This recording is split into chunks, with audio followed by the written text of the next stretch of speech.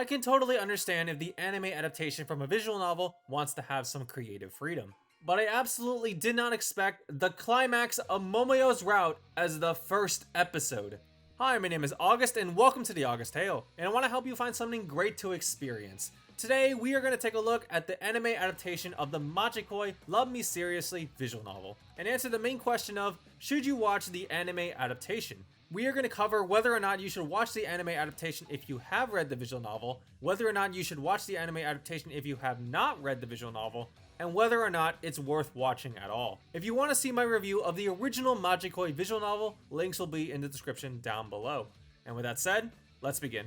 So like I said at the very beginning, the first episode shows the climax of Momoyo's route, a full-on war game between the two rival classes.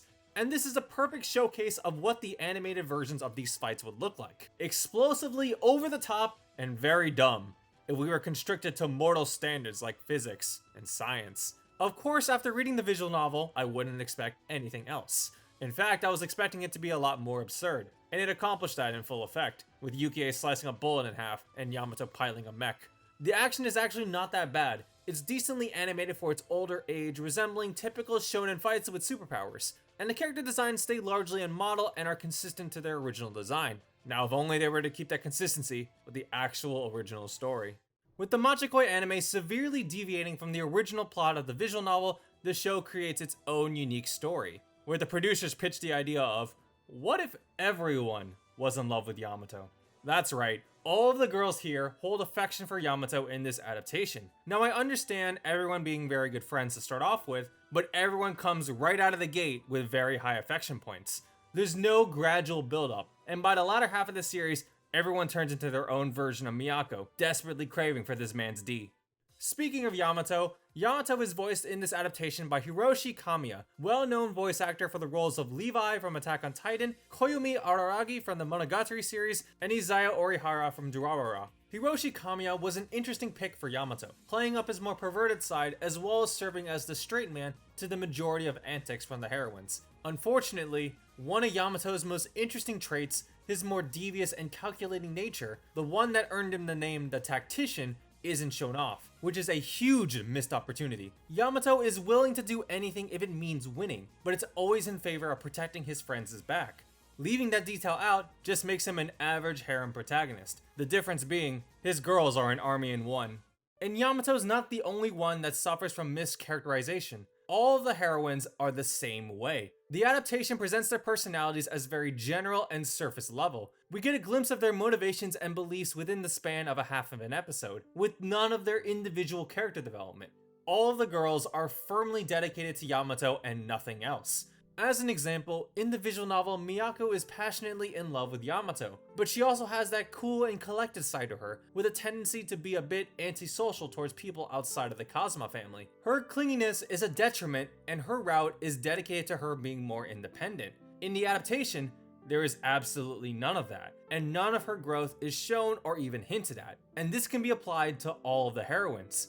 Sure, we get some cute moments out of the girls here and there, and for me that was Yukie's reactions, the Masakatse bits, and Kokoro's expressions, but outside of the fan service, there's no real substance here from the original. And speaking of fan service, for a visual novel that already has 8 scenes in the original, showing them naked here just feels like a step down.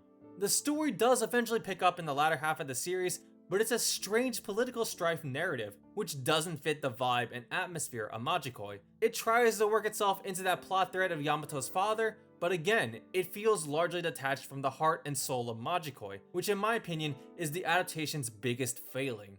In conclusion, should you watch the Majikoi anime adaptation if you have not read the visual novel? Absolutely not. The adaptation has almost nothing to do with the original visual novel at all, story-wise, besides its first episode. And even then, it's used as an introduction, which makes no sense without context. In addition, backstory and motivations of the main heroines are introduced in a very general manner just to get an understanding of the characters, and doesn't go in depth. Now, should you watch Majikoi if you have read the visual novel? You can, but you'll get nothing out of it, honestly. What made Majikoi a fun and enjoyable experience while also being meaningful is gone from this adaptation. With its original narrative plot halfway through, it doesn't feel like a Majikoi work at all, but rather a completely different story with Majikoi characters in it. And lastly, Should you watch the Majikoi anime adaptation at all? Just read the visual novel.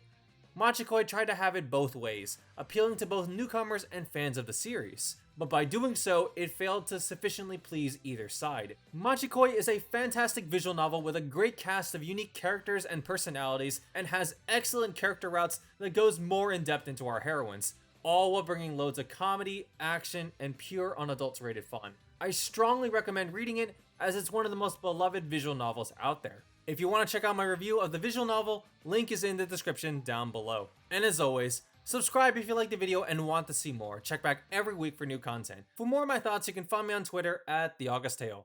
Check out some of my other anime visual novel reviews on my channel if you are interested. That's it for today. I'll see you all next time.